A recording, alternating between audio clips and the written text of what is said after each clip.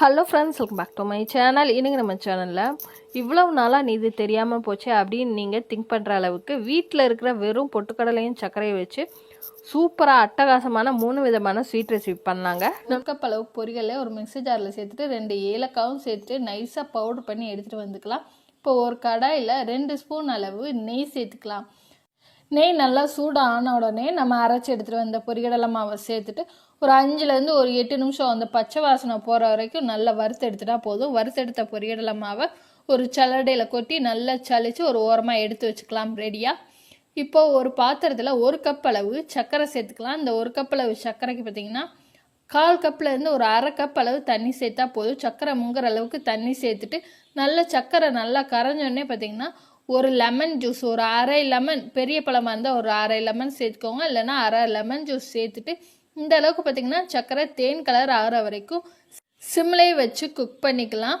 நல்லா தேன் கலர் ஆனதுக்கப்புறம் ஒரு கிண்ணத்தில் பார்த்திங்கன்னா நம்ம சர்க்கரை பாகை எடுத்து விடும்போது இந்த அளவுக்கு பார்த்திங்கன்னா கைட்டை எடுத்து உருட்டுற அளவுக்கு இருக்கணும். இதான் சரியான பக்குவம்.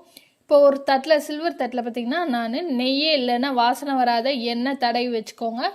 நம்ம ரெடி பண்ண சர்க்கரை பாகை இதில் ஊற்றிட்டு ஒரு 2லேருந்து ஒரு 3 நிமிஷம் நம்ம எந்த மிக்ஸும் பண்ணாமல் அப்படியே விட்டுடலாம். ஷார்ப்பான நைஃபில் கரண்டி வச்சு இந்த மாதிரி பார்த்திங்கன்னா நல்லா சுற்றிலும் எடுத்து விட்டுக்கோங்க. ரொம்ப நேரம் விட்டுட்டிங்கன்னா ஹார்டாயிரும், உங்களால் எடுக்க முடியாது. ஒரு 2லேருந்து ஒரு 3 நிமிஷம் மட்டும் நீங்கள் அப்படியே விட்டுருங்க. விட்டதுக்கப்புறம் இந்த மாதிரி ஒரு பால் மாதிரி நம்ம ரவுண்ட் பண்ணி கையில் எடுத்துடலாங்க. எடுத்துகிட்டு பார்த்திங்கன்னா ஜவ்வு மிட்டாய் மாதிரி இருக்கும். இப்போ சூடாக தான் இருக்கும். அந்த சூட்டோடே பார்த்திங்கன்னா நம்ம இந்த மாதிரி பார்த்திங்கன்னா 2லேருந்து ஒரு 3 நிமிஷம் நல்லா இழுத்து விட்டுக்கலாங்க.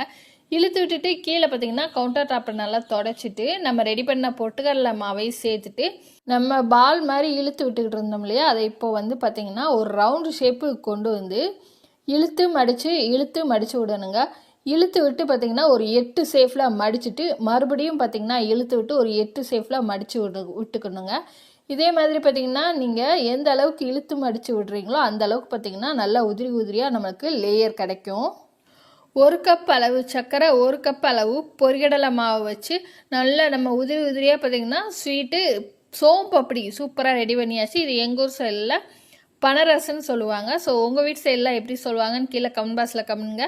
நம்மளோட சோம்பு அப்படி ரெடி ஆகிடுச்சு. இப்போ ஒரு கிண்ணத்தில் பாதாம் முந்திரி போட்டுட்டு நம்ம ரெடி பண்ண சோம்பு அப்படியே 3/4 பார்த்திங்கன்னா ரொம்ப அழுத்தம் கொடுக்காம லைட்டாக பார்த்திங்கன்னா அழுத்தம் கொடுத்துட்டு ஒரு தட்டில் சர்வ் பண்ணிட்டோன்னா போதுங்க. 90s கிட்ஸ்க்கு ரொம்ப ஃபேவரட்டான சோம்பு அப்படி சூப்பராக நம்ம வீட்டில் இருக்கிற பொருளை வச்சு ஈஸியாக சிம்பிளாக ரெடி பண்ணியாச்சு. 2வதாக பார்த்திங்கன்னா நாவலை வச்சோன்னே அப்படியே கரையிற மாதிரி குழந்தைங்க பெரியவங்களுக்கு எல்லாத்துக்குமே பிடிச்ச ஒரு ஸ்வீட் ரெசிபி பண்ணுறதுக்கு 1 கப் அளவு பொட்டுக்கடலை ஒரு மிக்ஸி ஜாரில் சேர்த்துட்டு 2 ஏலக்காய், வாசனைக்கான 2 ஏலக்காவை சேர்த்துட்டு நைஸாக அரைச்சி எடுத்துகிட்டு வந்துக்கலாம். அரைச்சி எடுத்துகிட்டு வந்தால் பொரிக்கடலை மாவை ஒரு சல்லடையில் கொட்டி சளிச்சு எடுத்துக்கலாம். திப்பியாக இருக்கும், அதனால சளிச்சு எடுத்துக்கோங்க. நல்லா நைஸாக இந்த அளவுக்கு சளிச்சு எடுத்துக்கலாம். இப்போ ஸ்வீட்னஸ்க்காண்டி பார்த்திங்கன்னா 1/2 கப் அளவு சர்க்கரை சேர்க்கணும். 1 கப் அளவு சர்க்கரையில ஒரு கடாயில் சேர்த்துட்டு 2 கப் அளவு தண்ணி சேர்த்துக்கலாங்க. இதுக்கு பாகுபதம் எதுவுமே தேவையில்லை, சர்க்கரை கரைஞ்சி வந்தாலே போதும்.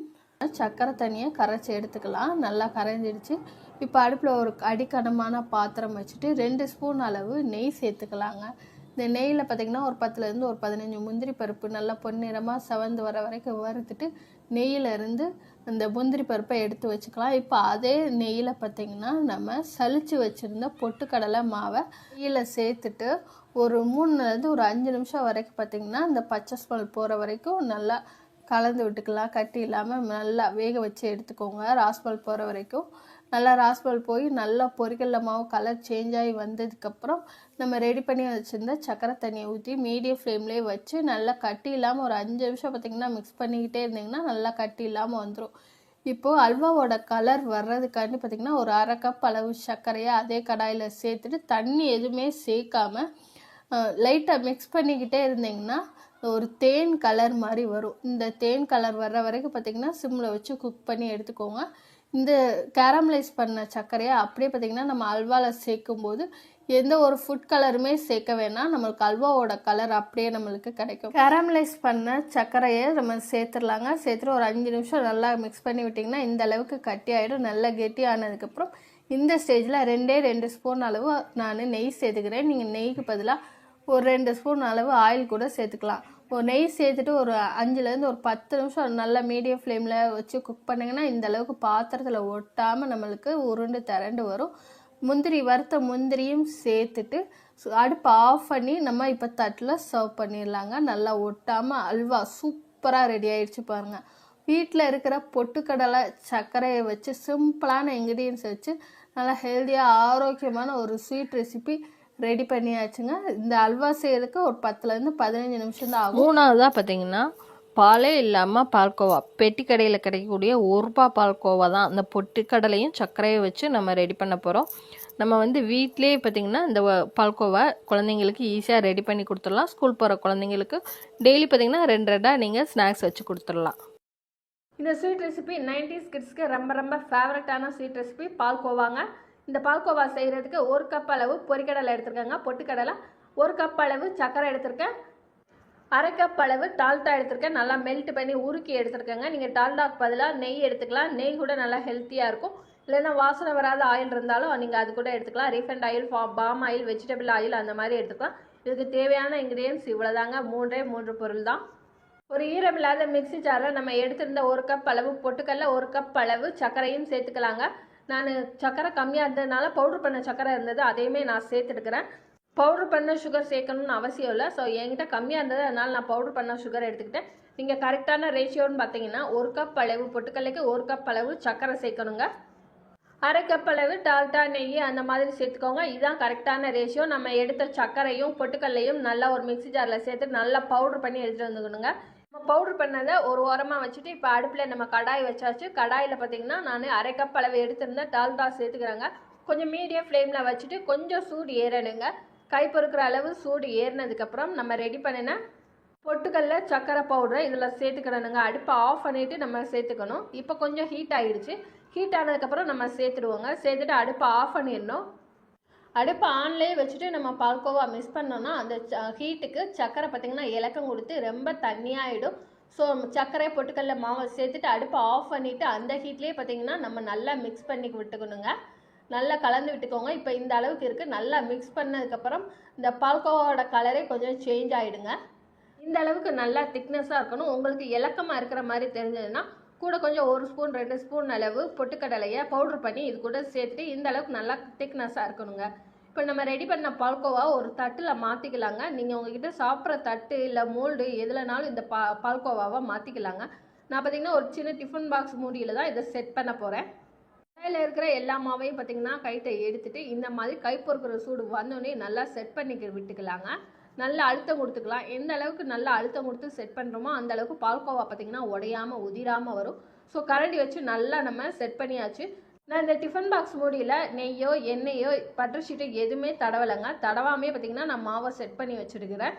இங்கே உங்களுக்கு தேவைப்பட்டால் நெய், எண்ணெய், பட்டர் ஷீட் எதுனாலும் போட்டுட்டு பால்கோவா நல்லா செட் பண்ணி விட்டுக்கோங்க. நான் சொன்ன அளவுகளோட கரெக்டாக பக்குவமாக பண்ணிங்கன்னா இந்த பால்கோவா உதிராமல் உடையாமலும் இருக்கும். இந்த பால்கோவா 1 வாரம் வரைக்கும் கெட்டு போகாமல் நம்ம வெளியிலேயே ஸ்டோர் பண்ணி வச்சு சாப்பிட்டுக்கலாங்க. குழந்தைங்களுக்கு எடுத்து கொடுத்துக்கலாம். 1 மணி நேரம் வெளியே இருந்தால் தான் நல்லா செட் ஆகும். இல்லைன்னா ஒரு 10 நிமிஷம் பார்த்தீங்கன்னா ஃப்ரீசரில் வச்சு எடுத்துருங்க. ஒரு 10 நிமிஷம் மட்டும் வச்சு எடுத்துருங்க. அதுக்கு மேலே வைக்க வேண்டாம். இப்போ ஒரு மணி நேரம் கழித்து நம்ம பால்கோவாவை நல்லா செட் ஆகிடுச்சு. இப்போ நம்ம பீஸ் போட்டுக்கலாங்க. கரெக்டான ஷேப்பில் உங்களுக்கு எந்த ஷேப்பில் வேணுமோ அந்த ஷேப்பில் நீங்கள் பீஸ் போட்டு எடுத்துக்கலாங்க. இந்த பால்கோவாவை நீங்கள் எந்த ஷேப்லனாலும் பீஸ் போட்டுக்கலாங்க. ரவுண்ட் ஷேப்பில் கூட உங்ககிட்ட வாட்டர் கேன் மூடி இருந்தாலும் இந்த மாதிரி நல்லா செட் பண்ணதுக்கப்புறம் வாட்டர் கேன் மூடியை கூட அச்சு வச்சு நல்லா ரவுண்ட் ஷேப்பில் கூட பால்கோவா எடுத்துக்கலாங்க. நான் 1 ரூபாய் பால்கோவாவோட கொஞ்சம் பெரிய சைஸ் அளவு நான் பீஸ் போட்டு எடுத்துக்கிறேங்க. லாஸ்ட்டாக பார்த்தீங்கன்னா பீஸ் போடையில் அந்த ஓரங்களில் மட்டும் லேசாக எடுத்துட்டிங்கன்னா அதுக்கப்புறம் கட் பண்ண பீஸ் வந்து பார்த்திங்கன்னா நல்லா சேஃபாக உதிராமல் வந்துடுங்க. கொஞ்சம் கேப் கிடைக்கவுமே பால்கோவா எல்லா பால்கோவாவும் நம்ம ஈஸியாக எடுத்துடலாம். இந்த மாதிரி நம்ம ஈஸியாக கைட்டை எடுத்துடலாங்க. இப்போ எல்லா பால்கோவாவும் பார்த்திங்கன்னா ஈஸியாக கட் பண்ணி நம்ம எடுத்துக்கலாங்க. பால்கோவா கொஞ்சம் கூட உதிரவும் இல்லை, அது மாதிரி கட் பண்ணிவிட்டு நம்ம எடுக்கிறதுக்கு கஷ்டப்படவும் இல்லைங்க. ரொம்ப ஈஸியாக பூ போல் அப்படி வருது பாருங்கள். தட்டில் எதுவுமே நான் தடவும் இல்லை, அப்படி இருந்தும் தட்டில் கொஞ்சம் கூட ஒட்டாமல் இருக்குது பாருங்கள் பால்கோவா.